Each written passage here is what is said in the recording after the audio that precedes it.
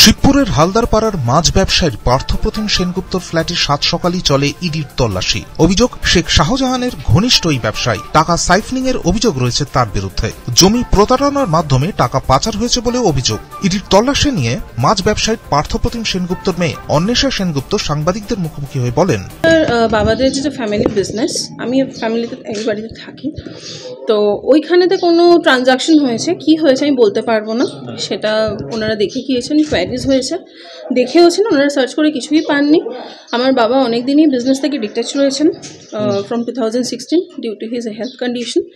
তো এটাই ওনারা দেখে গিয়েছেন, অ্যাডিকুয়েট কোয়ারিজ হচ্ছে এবং হবে হয়তো, এবং আদার্স ফ্যামিলি মেম্বার্স এবং অফিসে তো কোয়ারিজ চলছে। ওনারা ওখান থেকেই ওনার আমাদের যেটা ব্যবসা, মানে পরিবারের যেটা ব্যবসা, সেটা এক্সপোর্টের ব্যবসা, মাছের, চিংড়ি মাছের এক্সপোর্ট। সেটা তো যেটা বেসিক যেটা কাগজপত্র, সেরকম কাগজপত্র কিছুই রাখা ছিল না বাড়িতে, সেরকম কিছু নেই। ওনারা কিছুই পাননি। ওনাদের যা যা কোয়ারিজ তার সমস্ত সদুত্তর বাবা দিয়েছেন।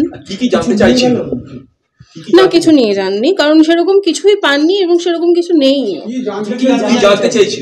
ওনারা কিছু কোম্পানিজের ব্যাপারে কিছু কোয়ারিজ করছিলেন। সেটা তো আমি বলতে পারবো না, কারণ আমি তো বিজনেসের সাথে একদমই অ্যাটাচ নই। এবং না, উনিও জানেন না, উনিও 2016 থেকে একেবারেই বিজনেসের সাথে অ্যাটাচ নন।